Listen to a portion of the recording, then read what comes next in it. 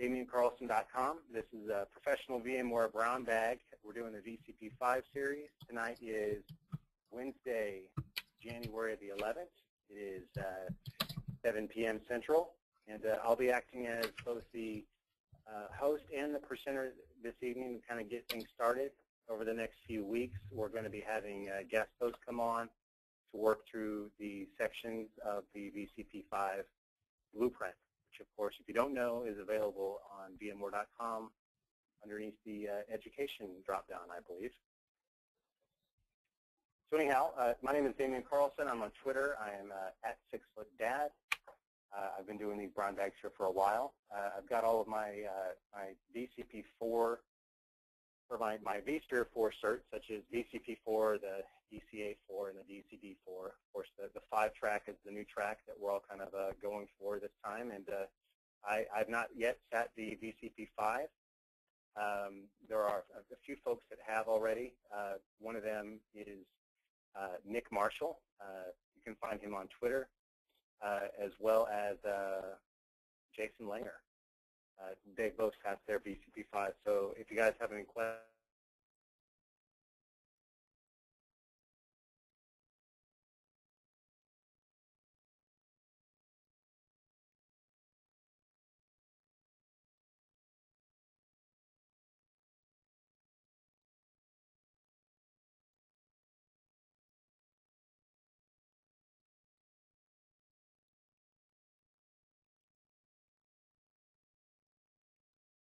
Section 1 is to install and configure vCenter server.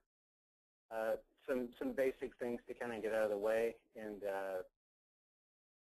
I haven't really had a whole lot of experience with the lower end of the vSphere stack in terms of what's available for SMBs and things like that.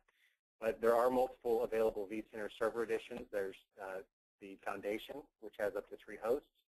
There's the vCenter Server Essentials, and there's actually a number of Essentials kits that are available for the small to medium business market, as well as the vCenter server that I'm sure most of us have all used and probably a good portion of us love, and that's vCenter Server Standard. There are a couple of resources available to help understand the differences between the vCenter server editions as well as the specific feature differences. I'm not sure how much of a part that's going to play within the VCP5 exam, but as all things with the blueprint go, it's always good to at least be aware of it. If not for the exam's sake, but for your career and professional goals' sake. Next up on the section on the blueprint is to deploy the vCenter appliance. If you haven't had a chance to do this, and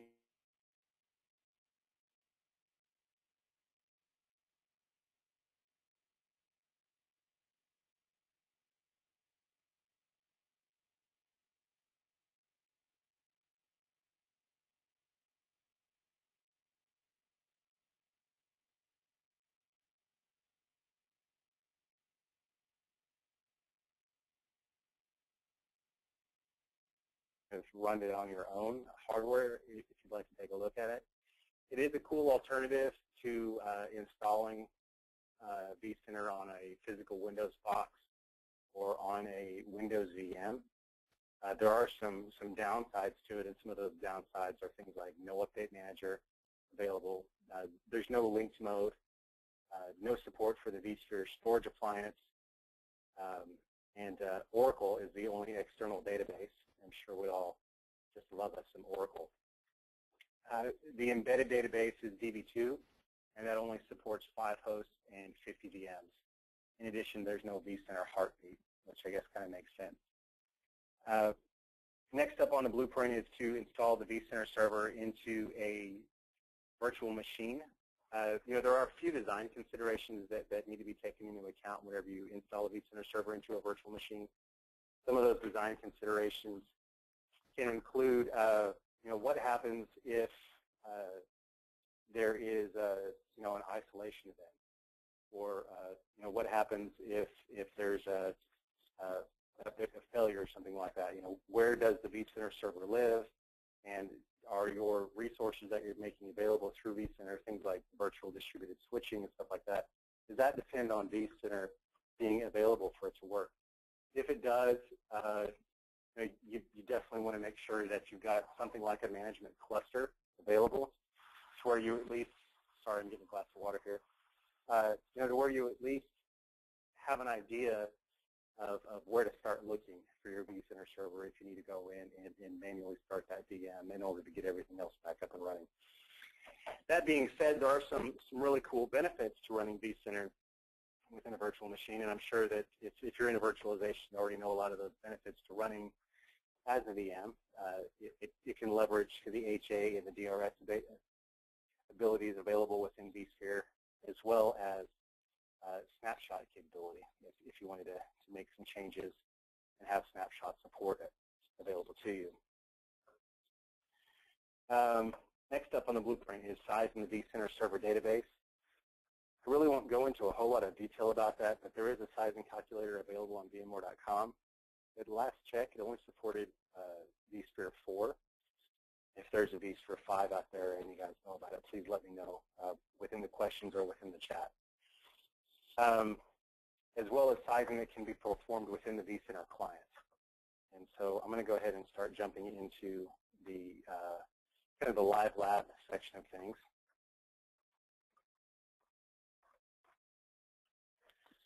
And while that's logging in, as I said earlier, I haven't sat the VCP5, but everyone that I've talked to personally or the blog posts that I've read about folks' experiences with the VCP5 all really point to a strong need to have hands-on experience with the product.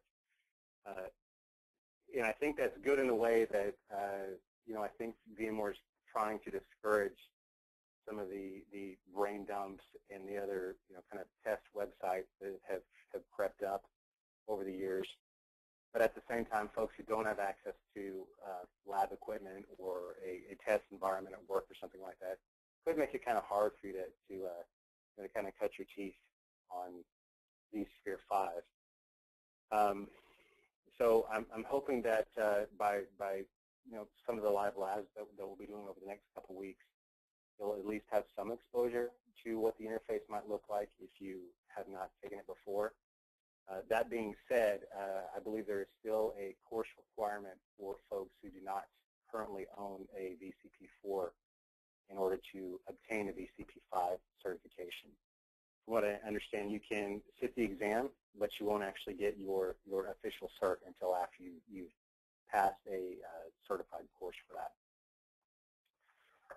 Anyhow, let's see if there's any questions or whatever.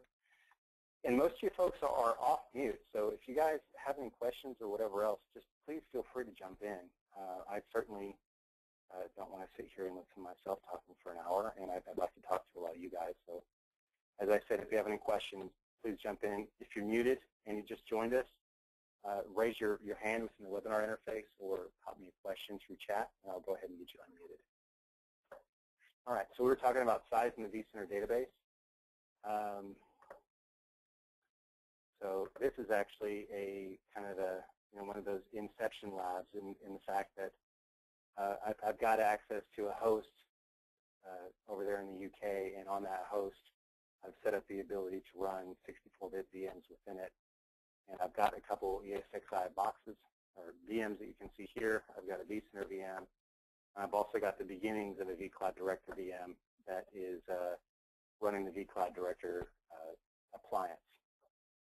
And although that's outside of the scope of Section 1, hopefully we can leverage this for some of the other things as we go along. So what you're seeing here is the console on my vCenter VM. And I'm actually logged into vCenter, or vCenter. I've got the color depth turned way down because I was having a lot of latency issues between talking to a host within the UK. But hopefully it can still be pretty enough for you guys to see and understand what we're doing here.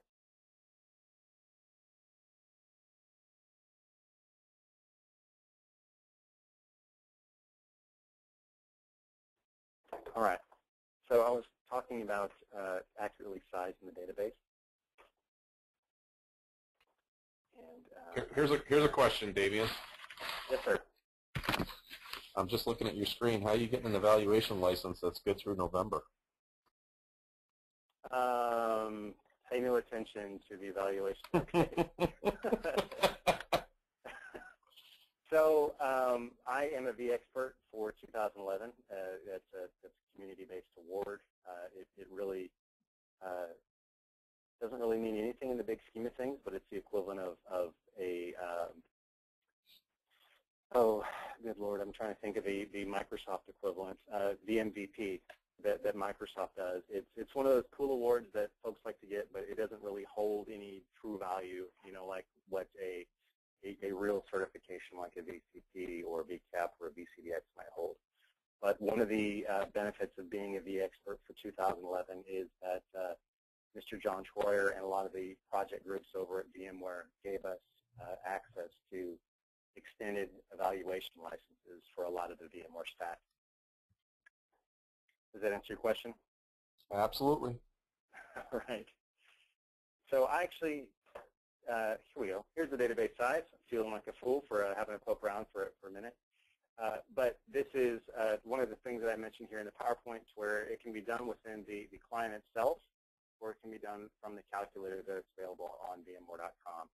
And as you can see here, you can kind of estimate your number of physical hosts and virtual machines, and it will give you an estimate on the amount of database size that's required to run that.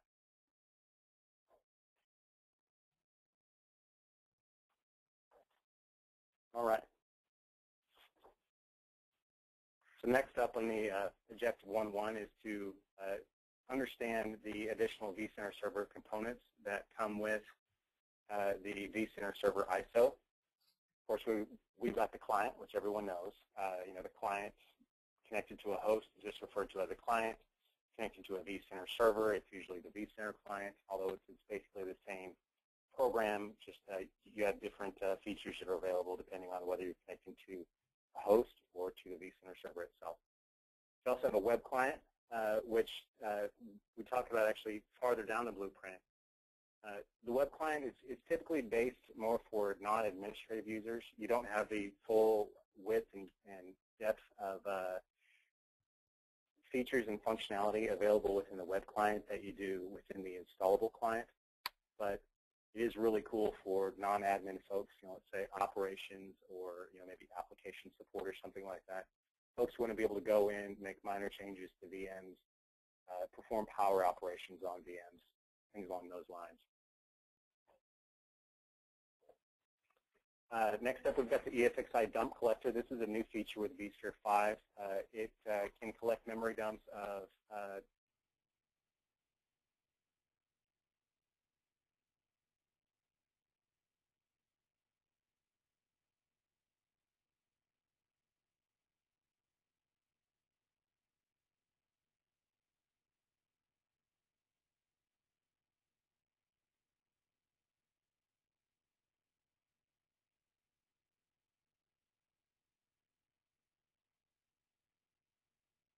to VMware support and help get some troubleshooting on those issues, rather than it being dumped into the nether of the network and it's gone and you can no longer retrieve it.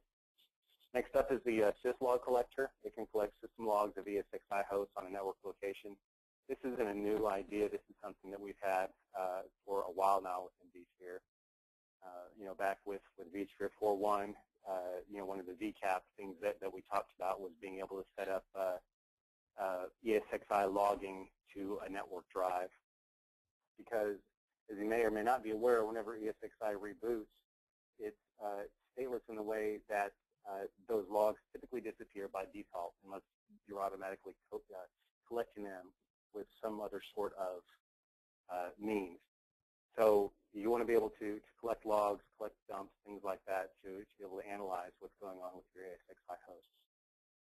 Next up is auto deploy. This is kind of a really cool thing, and I believe kind of underlines VMware's forward-moving stance to you know, basically enable cloud operations. And what I mean by that is auto deploy gives you the ability to deploy ESXi hosts through Pixie.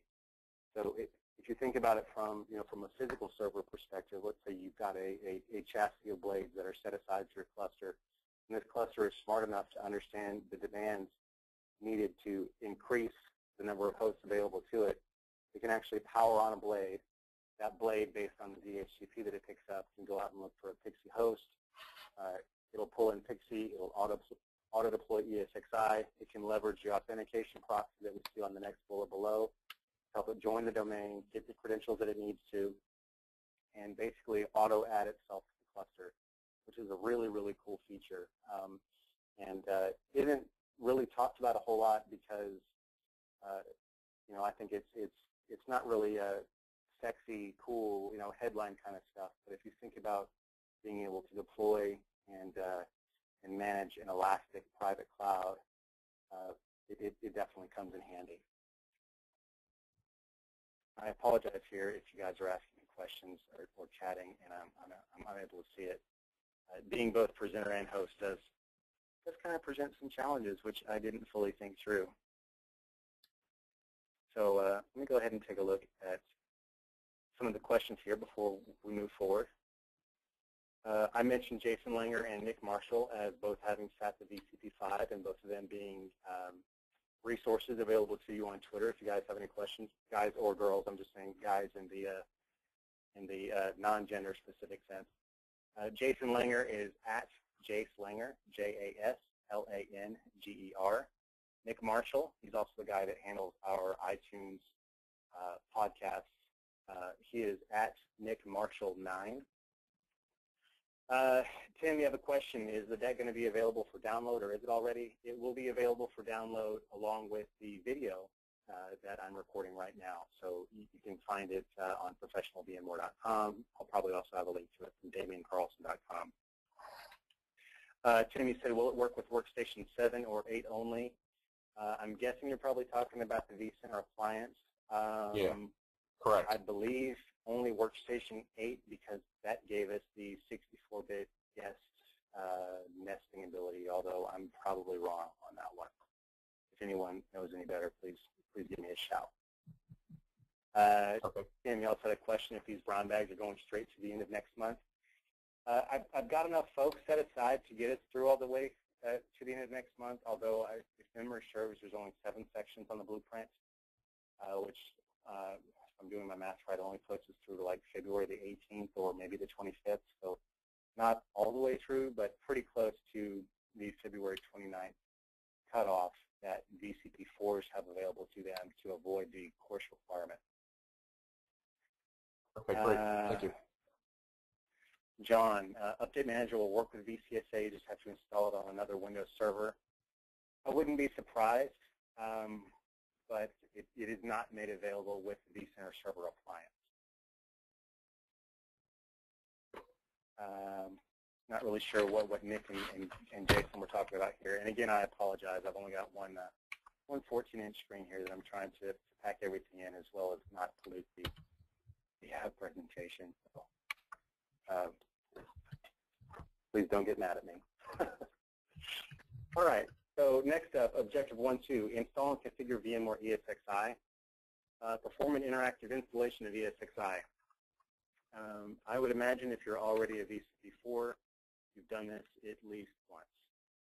But in terms of the what's new features of vSphere 5, of course, we all know that ESXi doesn't have a service console. That was one of the big differences between that and the now dead, thankfully dead ESX. No service console, no GUI installation available to ESXi.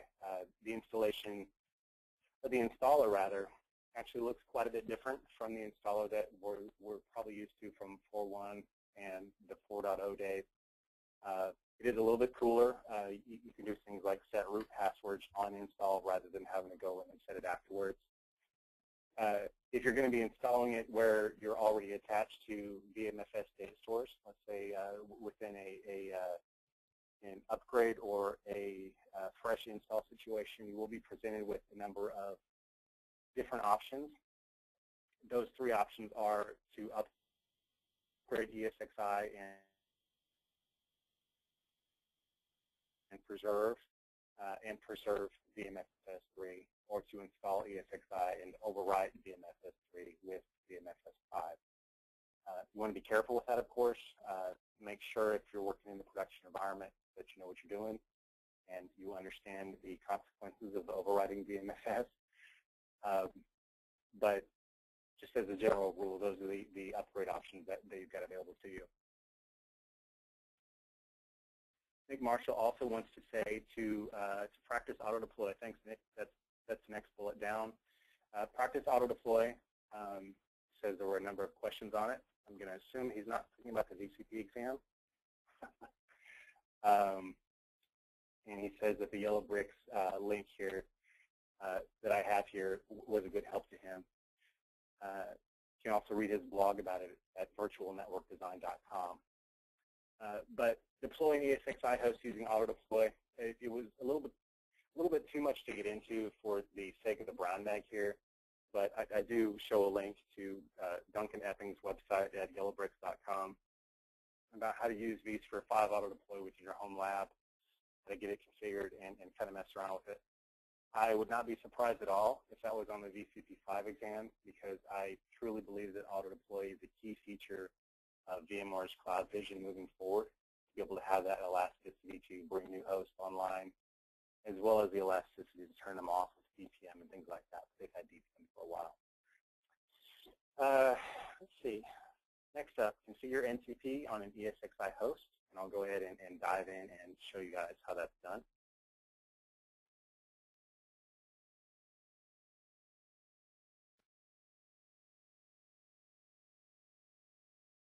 While I'm doing that, Jason Langer just posted here a link to, I believe that's Rick Shearer's website, VMwareTips.com, to talking about the vSphere5 auto deploy feature that is available.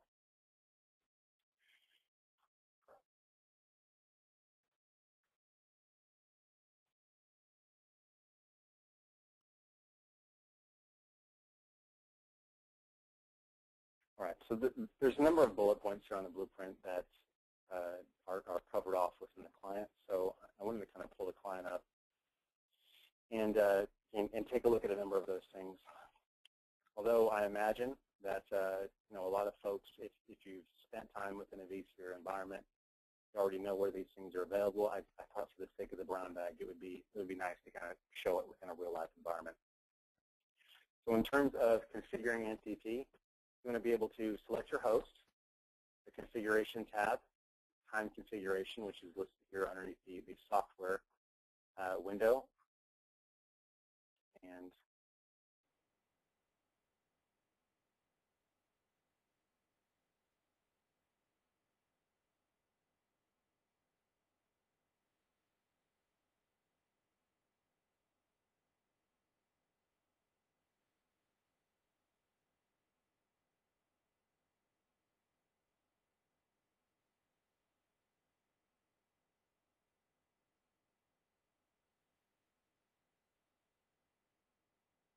the settings. And this is where you would actually put in your network time protocol server, its address, and then of course, once that's all configured and you restart the NTP service to apply those changes, it will go ahead and start bringing in proper time. It is kind of critical to be able to use an NTP service, first of all, on your ESXi clients, because you think about things like core dumps and syslog collections and things like that. You want to be able to accurately pinpoint the time that it's using. If your servers are all running on different times because they're not syncing to a time, it's not really going to be of any use to you to go ahead and look through any of those logs. It's just not going to be helpful at all. So NTP is key, and especially becomes key if you actually have VMs that they're pulling their virtual machine system time from the host. Although that's not really within the scope of this brown bag, but just something to think about. Configure DNS and routing on an ESXi host. This can actually be done all the way through the vSphere client, partially on the DCUI, which is the direct console user interface. That's the cool yellow and gray or yellow and black interface that you see whenever you walk up to a console of an ESXi host, or you KVM into it, or if you're running it on a VM, when you actually open up the console, you can see the DCUI itself. And so within the DCUI, you can actually set the DNS server settings. However, I don't believe that any routing is available. That's typically done through the client itself. And again, if I say something that is just completely idiotic, please feel free to say you're being an idiot, and I'll fix myself.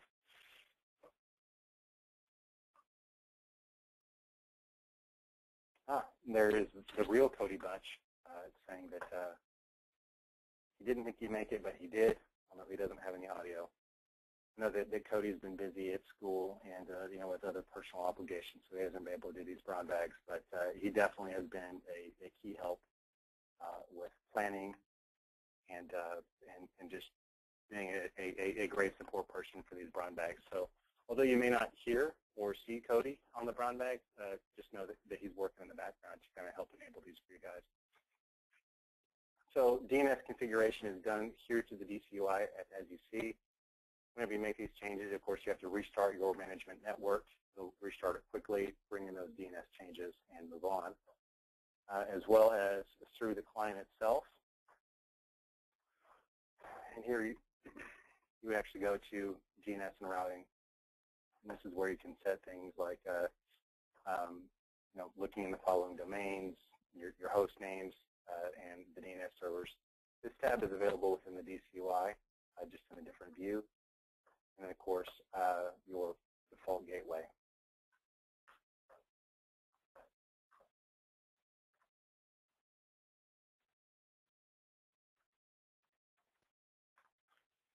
Okay. Enable, configure, disable hyperthreading. There's actually, I was taking a look at a number of VCP5 resources last night, one of them being Jason Langer's website. If you guys haven't been out there, go to virtuallanger.com. Jason has done an amazing job with working through each specific step of the blueprint, pulling in VMware KV articles where appropriate, referencing VMware documentation or even blog posts where appropriate.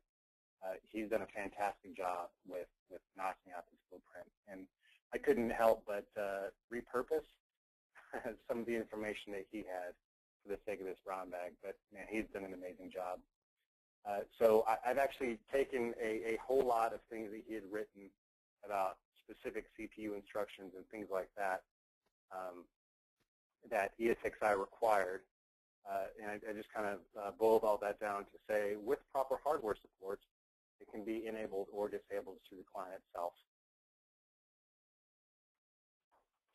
And let me show you where that is done. You actually go up here to processors once you've got your host selected. And if you are on a eligible host, since this is nested, it's not eligible. But if you're on an eligible host, you can actually hit properties and be able to set the hyperthreading.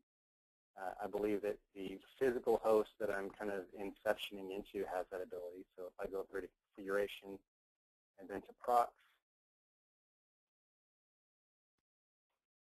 and well, if I do it in a way that isn't totally confusing, no, I guess it's not. But anyhow, in a perfect world, if you have hardware support for it, this is where you would enable, configure, or disable hyperthreading. I'm sure there's also some options available in a lot of boot screens for servers to where you can enable and disable hyperthreading, but this is at the hypervisor level.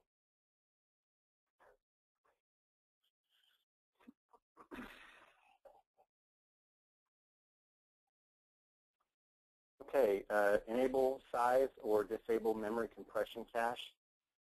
This is actually something that I somehow left out of the PowerPoint, but this is done through the configuration tab as well.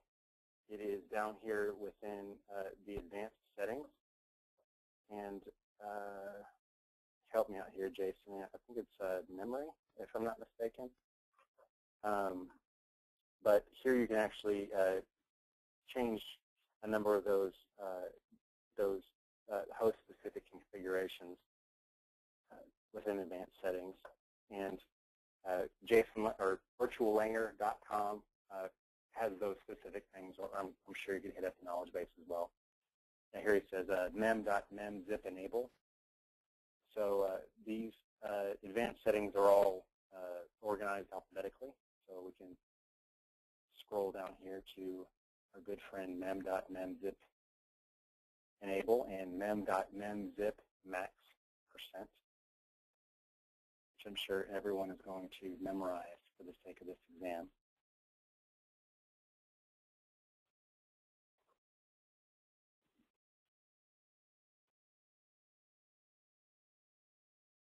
All right, Jason says, refer to the Understanding Memory Management in VMware vSphere 5 white paper for further information on memory compression, as well as the other memory reclamation techniques used by ESXi 5. Man, that sounds like it came right out of some VMware documentation, Jason. His blog. Awesome. So this is where you would actually configure it. Here is the mem.mem zip enable. And then, of course, we've got our friend, the zip max %. And it's just a couple of mouse clicks down the screen. But I don't know if you need to know this for the VCP5 exam, but it is good to know that these advanced settings are available through the client, by selecting the host, going to configuration, scrolling all the way down within the software box here and going to advanced settings. Of course, we've got license and ESXi host. This can be done two different ways. You can do it through the vCenter server licensing plugin, or you can do it through the vCenter client connected directly to the host. Fortunately, because of my Franken lab that I've got here, I have the ability to show both. And I know that's just terribly exciting for everyone to see.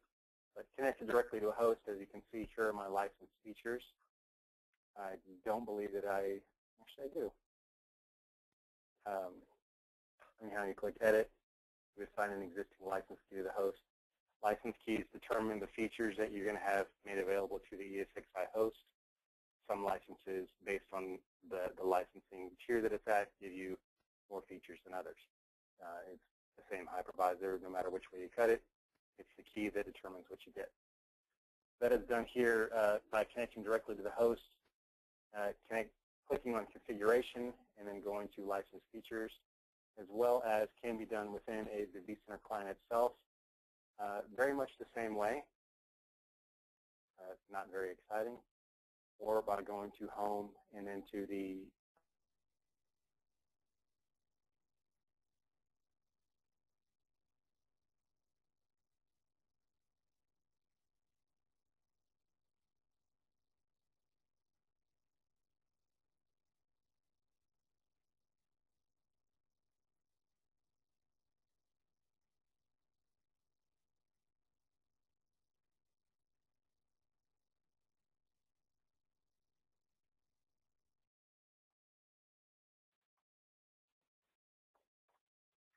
All right, moving on.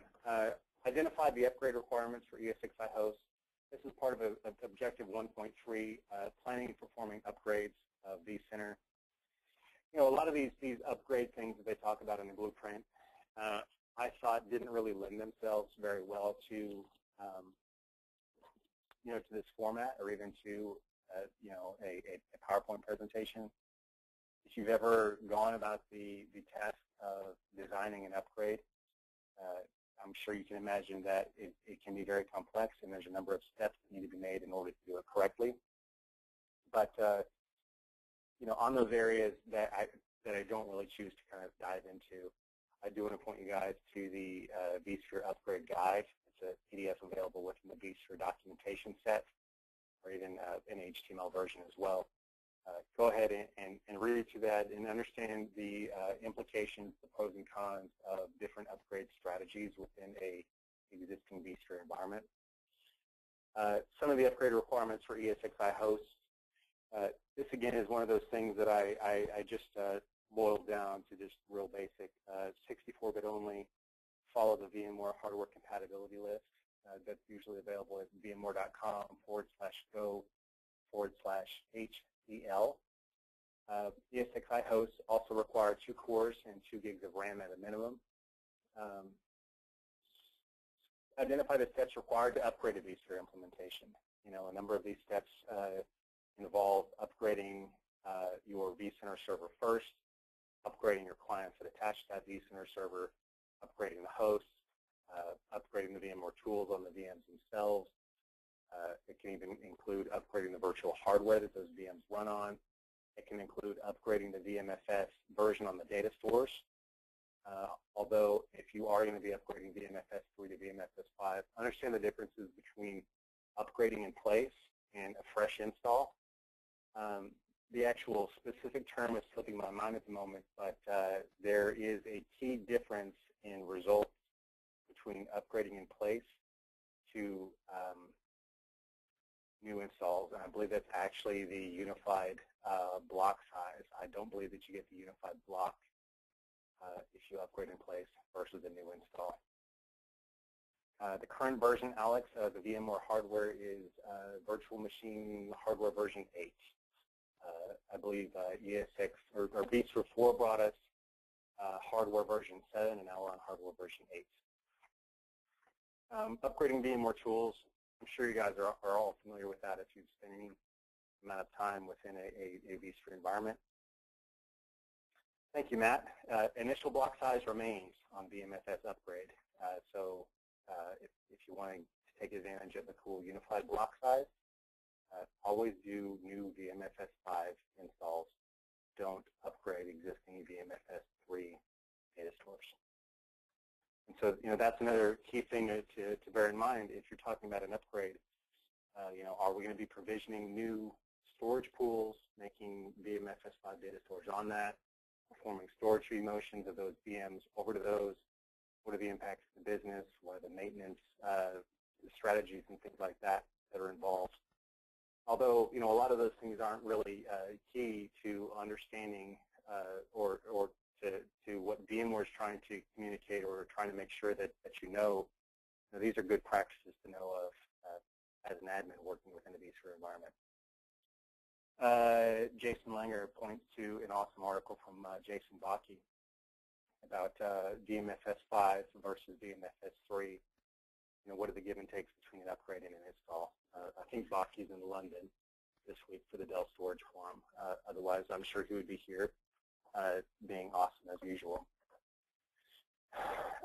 So upgrading the tools on a VM. Of course, I can't actually do that here on my ESXi VM because that doesn't really work that well. But typically, what you would do is you would right-click on it. You would upgrade your VMware tools, and it'll give you the option to do an automated upgrade, which I believe includes a reboot of the VM, or a manual upgrade, which will just mount that tools ISO that's available on the data store to that VM, and then you would go in and actually connect to that CD drive and run the upgrade process there.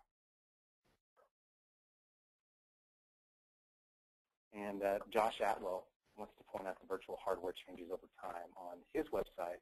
He's at vtesseract.com. Hey, Josh, you on the phone?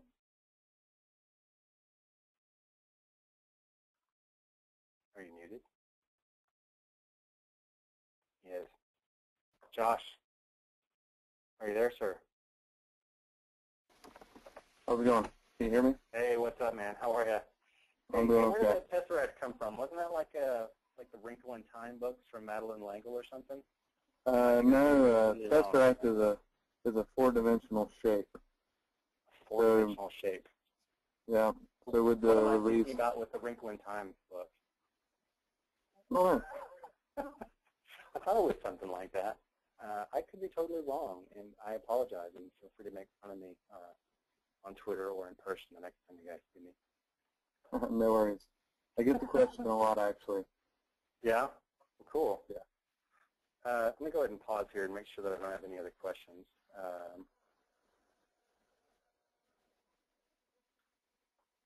yeah, we were talking about the upgrades of your VMFS data stores.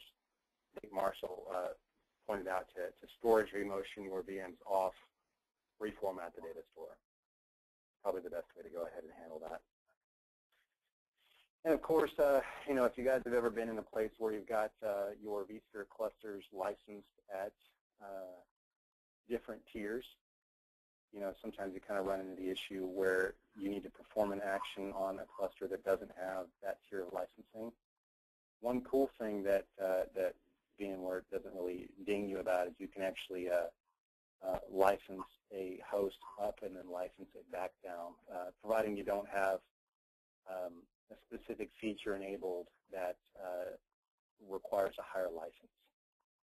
And what I mean by that is, you know, in my old job, I had a primary data center that I had to take care of, and then I had a number of remote sites. And of course, it didn't really make a whole lot of sense from a, you know, from a business perspective for, you know, for what was needed at those sites, and from a financial perspective to go ahead and put Enterprise Plus and all of these hosts across the country. It just made sense to get the lower tiers in there to give us some of the basic things. You know, like we needed HA, but we didn't need DRS. And so, you know, there were a number of occasions where, you know, we might want to leverage DRS to be able to do things quickly and efficiently in terms of upgrades. And so you can actually go in and you can license a host or a cluster up and enable things like DRS to your work, turn DRS off, and then license it back down. So what I meant by that is you can actually license back down as long as you don't still have that higher feature enabled. So you want to go ahead and turn off DRS and then license it back down. Otherwise, it'll throw an error at you. Mike Preston says that he believes he can license it back to evaluation as well. That's interesting. I don't think I've ever tried that. I guess I probably always assumed that you know, evaluation would stop after the 60 days.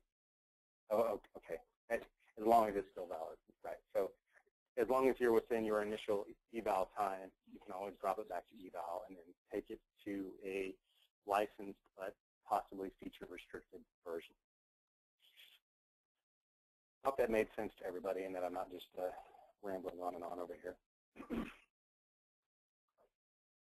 All right, so some of the other things that are probably here within Objective 1.3, upgrade an ESXi host using vCenter Update Manager. Best bet there is just to read the upgrade guide.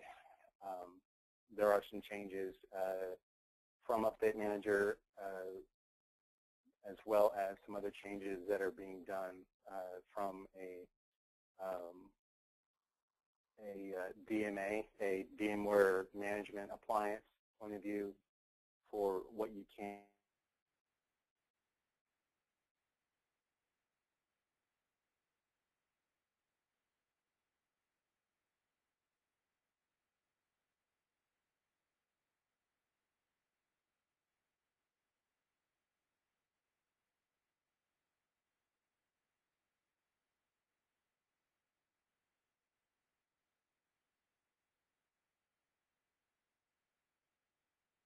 downtime and still accomplish the job.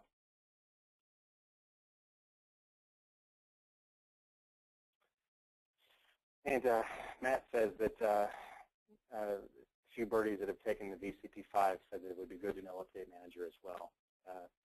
You know, even if you know that's on the exam or not, it's always good to know the Update Manager. I know that there's also a number of Power CLI commandlets for Update Manager, which is really, really powerful if you start thinking about you know, a large vSphere environment and being able to leverage the power of repeatable, predictable scripting for updating your environment and shuffling VMs around and things like that as needed.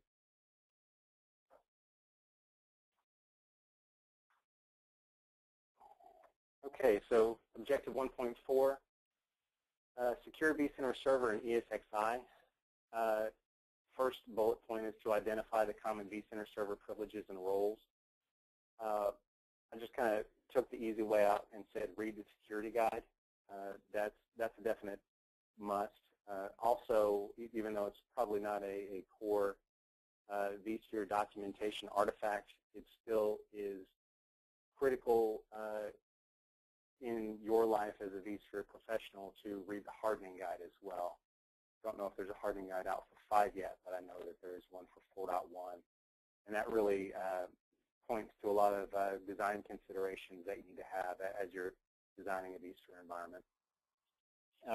Just kind of as a general rule, the point that I wanted to make here is that as you're going through and you might be making changes to roles and privileges and things like that within vCenter Server, understand that specific use cases or actions that need to be performed within a vSphere environment might touch various resource objects.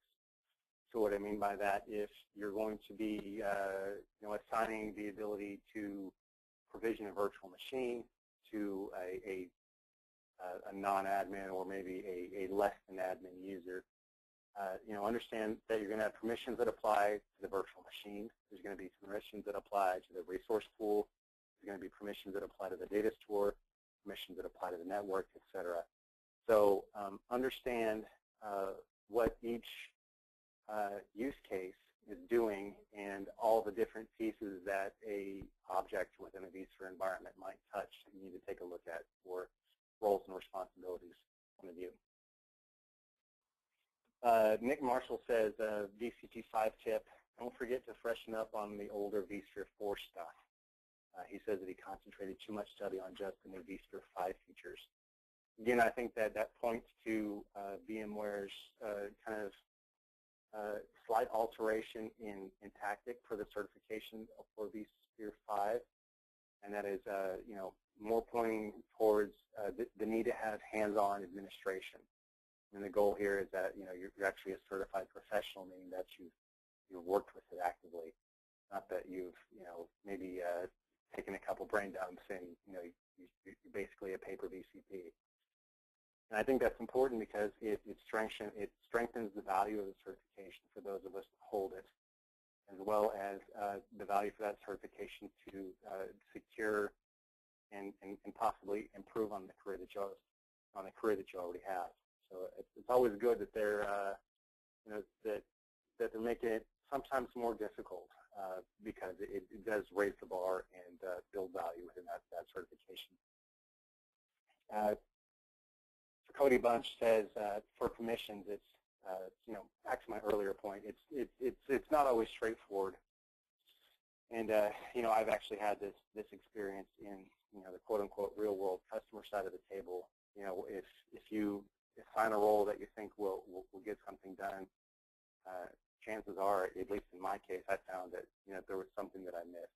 So you want to make sure that you read and you understand the security guide and that you have it available to you within your kind of toolbox of documentation. Understand and describe how permissions are applied and inherited within vCenter Server. Permissions can propagate. There's a checkbox that say propagate down within the tree. And child object permission settings override the inherited ones. A lot like a policy or something like that if you're familiar with Active Directory. And then, of course, a lot like Windows as well, the most restricted security always applies.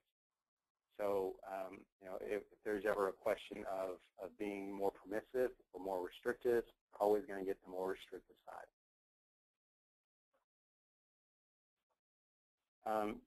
Jonathan, you mentioned that the data center guide has good examples of what permissions are needed for a number of tasks. I haven't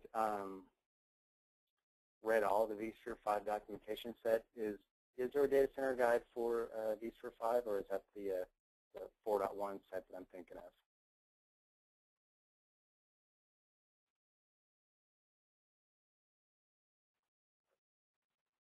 I apologize. I think more folks here are muted than what I had intended.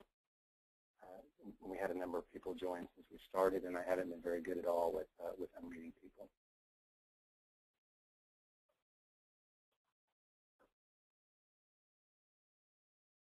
I'll tell you what, if you want to be unmuted, can you guys raise your hand in the webinar interface? I'll go ahead and get that done. So I would really like to hear more folks talking than just me.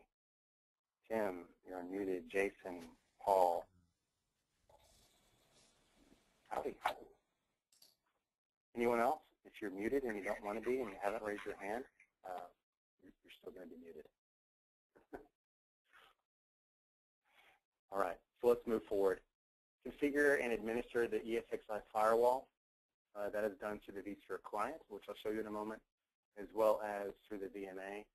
I don't have the VMA set up here in my lab environment yet, so I cannot show you that, but I can show you what it looks like on the client, if you'd like to see.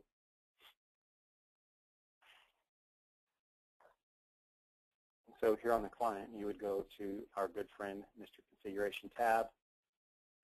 You would scroll down and go to Security Profile.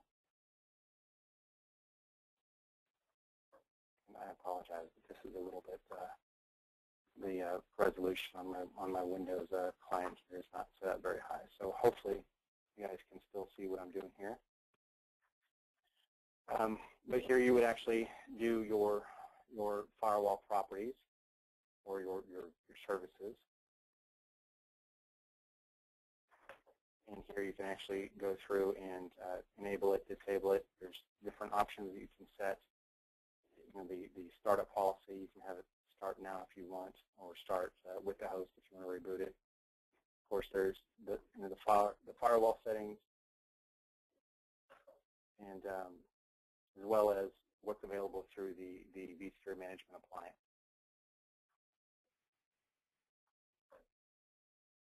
So hopefully that is helpful to you guys. If you haven't already seen it. There are a number of other services here that, if memory serves, are now available with 5 that didn't used to be there for like 4.1 or even 4. So here you can go in and you can select your services, you can do your options, start and stop, things like that.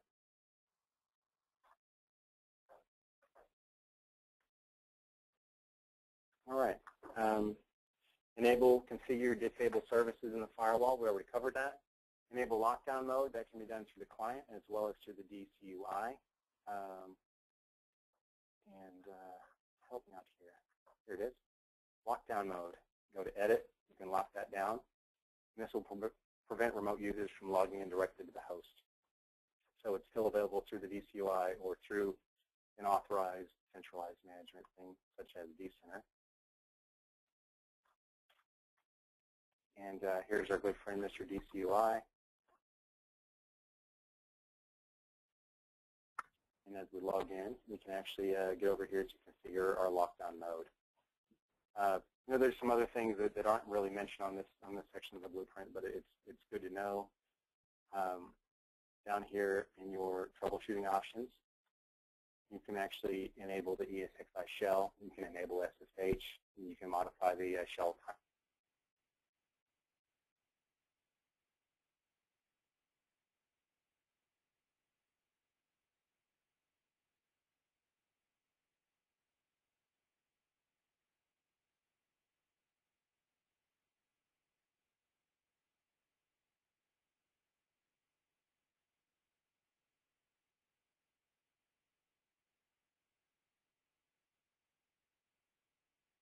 And if they do get this far in, then my lab is the least of my concern. Hey, Damian? All right.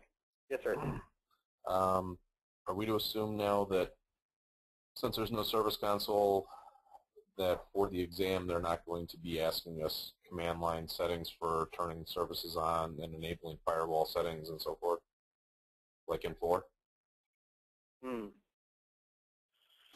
That's a good question. They would probably do it with the VMA. Yeah. VMA commands. Yep. Yeah. Is that Josh? That would be my guess as well. Yeah. That sounded like Atwell. Yeah, there definitely would not be any ESX questions, although, you know, the VCP5 exam could have vSphere 4 things on it. I would imagine that they're probably not going to talk about ESX at all, because that kind of flies against the, you know, product direction and marketing and things like that. But, you know, you definitely want to make sure that you understand the ESX CLI commands, power CLI where applicable, as well as the things that are available from VMA. Probably not to the level that, you know, that you might expect from the VCAP DCA exam, but at least have a familiarity with it. Yeah, I would almost recommend. I haven't sat the exam, but you know, I would say know the difference between those, you know, ESX service console commands and what's available on the VMA, because it could sucker you in with potential answers that aren't applicable. Yeah, absolutely. You know, with those multiple choice questions, you're going to be able to know enough to be able to weed out the ones that are wrong and at least narrow down, you know, one or two possible answers. So moving on to objective 1.4 within section 1, secure vCenter server and ESXi. Configure network security policies. As we all know, there's a number of different places to enable your network security policies. It can be done at the switch level. It can be done at the port group level. Port group can override switch, etc. It can be done at the uplink level. That is all available through your good friend, Mr. Configuration tab, networking for the virtual standard switches, as well as through the BDSs as well. Although I don't have any BDSs here in my lab, but you know, you want to be able to go into the properties of your vSwitch and then set your security properties here. You know, promiscuous mode, MAC address changes, force transmit, etc. All that's covered within the networking guide, as well as within the security and hardening guides as well. But you know, understand what each one means and where you can set that. And those things are actually also available through Power CLI, and I would imagine that you know, ESXi as well. View, sort, export user and group list. Through a vSphere client connected directly to an ESXi host, you can go to the user and groups tab and actually export all of your users and groups here, as well as I believe you can go to your vCenter server and do your permissions as well.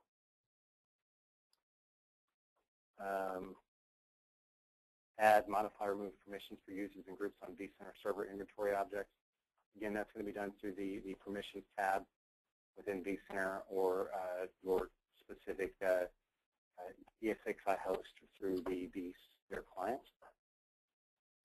Apply permissions to ESXi hosts using host profiles. Actually don't have that enabled here in the lab, but that's done through the vSphere client connected to a vCenter server. Host profiles, of course, you need to make sure that you're licensed to host profiles. Edit your profile, go to security configuration within there, and there you can add, configure, make changes.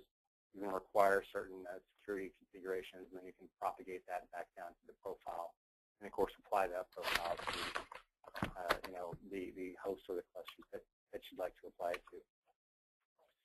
And of course, determine the appropriate set of privileges for common tasks within vCenter server. I think that ties back to the previous discussion that we had about roles and permissions and you know, actions being taken on an object and touching different other objects within vSphere and being able to understand the key points that you need to enable, disable, etc. This one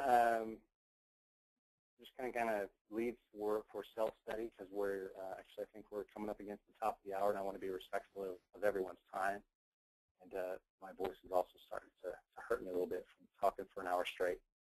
But you know, definitely understand the different vSphere editions that are available. Understand the different feature tiers that are available between things like Enterprise and Enterprise Plus. Be able to explain ESXi and vCenter server architectures, and I believe what that's talking about is,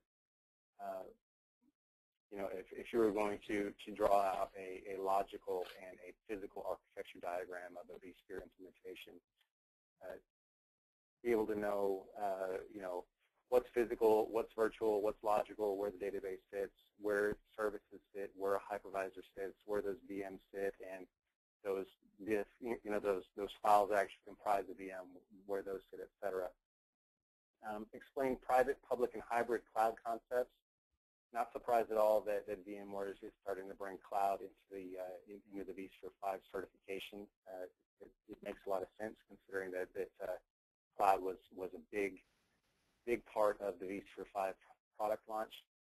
But it's good, you know, not only for your career, because let me tell you, cloud is a big thing these days, but it's also good, from a vSphere point of view to understand the differences between private, public, and hybrid.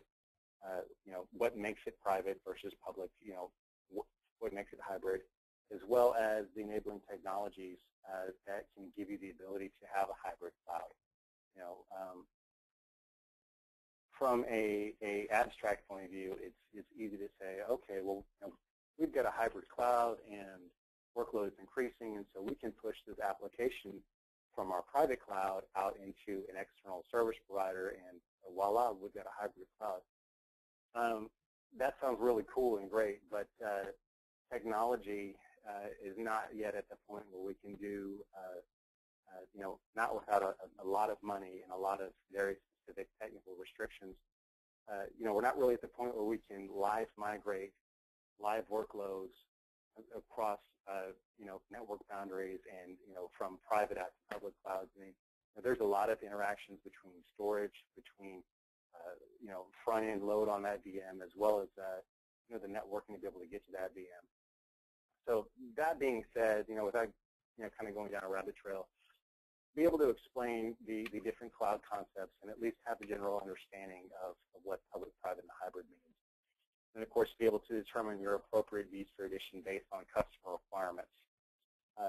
This may not really apply to those of us who work in the customer space, and your customer is your IT organization, and that's kind of an easy thing to understand what your IT organization needs. But it definitely applies to those of us that might be consulting, and especially consulting with with a wide range of bases. Be able to understand where vSphere fits within each IT use case, for lack of a better term.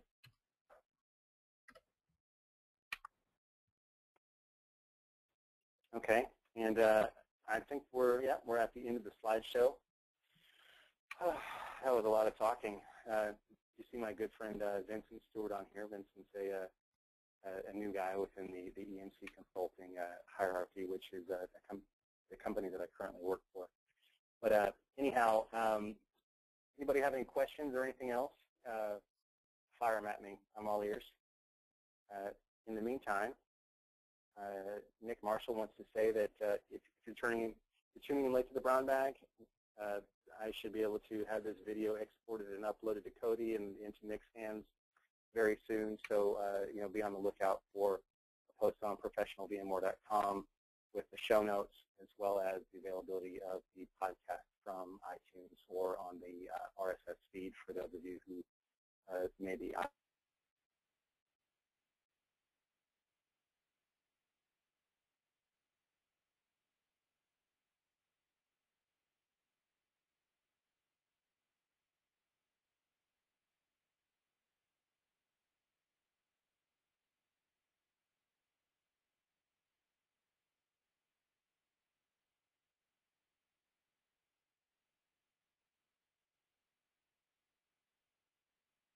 great. Anybody else? Going once? Going twice? If not, thank you very, very much for coming out. I really, really hope that everyone who's attending these brown bags is able to get value out of them. As I said, there's a ton of people on Twitter that you can talk to. You've got at NickMarshall9. You've got at Jay Slanger. You've got Mr. Jake Robinson, who is a Power CLI rockstar. You've got myself. I'm at 6footdad. You've got Cody Bunch. He's at Cody_Bunch. And before I run out of voice here, thank you very much. I will have someone far better and far more entertaining than myself on next week to talk about Section 2 of the VCP5 blueprint. Have a great week, everyone. I'll talk to you guys soon.